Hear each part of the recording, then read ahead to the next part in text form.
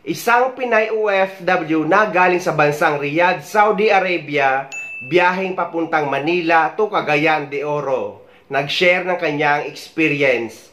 At ang nakalagay sa caption niya, "Binutas ang maleta ko." #Philippine Airlines.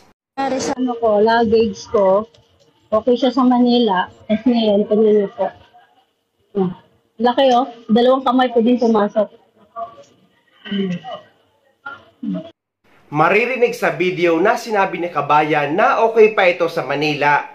Ngunit pagdating sa kanyang destination, which is Cagayan de Oro, ay ganyan na ang nangyari sa kanyang maleta.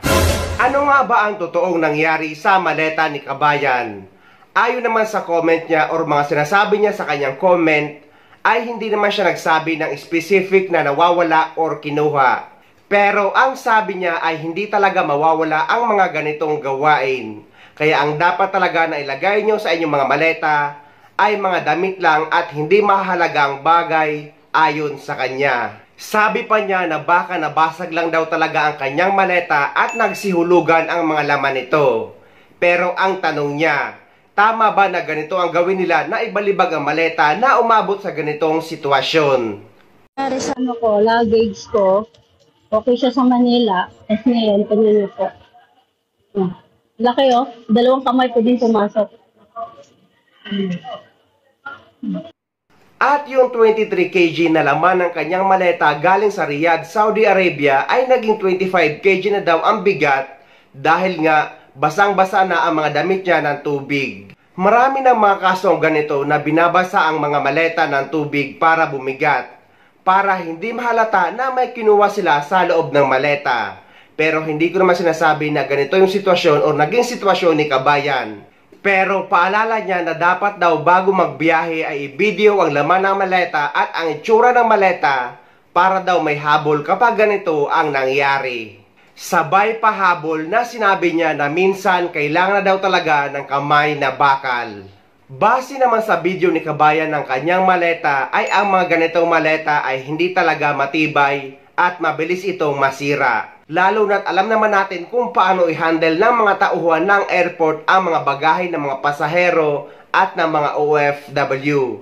At tama siya na huwag maglalagay ng mahalagang bagay sa loob ng maleta at dapat ay damit lang talaga. Dahil gaya nga na sinabi niya na nakakalungkot man sabihin at in reality, maraming loko-loko sa Pinas Airport.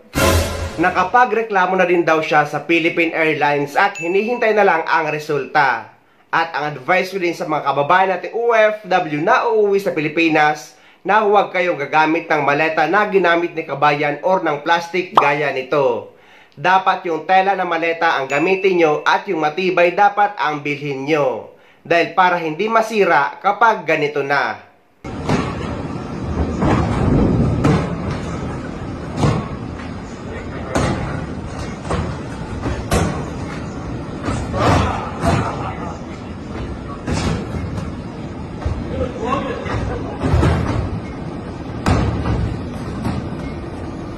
So ayun guys, sana may nakuha kayong idea at sana nakatulong ang video na ito sa inyo. At sa mga hindi pa dyan nakasubscribe sa channel ko, please don't forget to subscribe my YouTube channel and please click the notification bell para lagi kayong updated sa mga upcoming videos na gagawin ko tungkol sa mga updates sa ating mga OFW.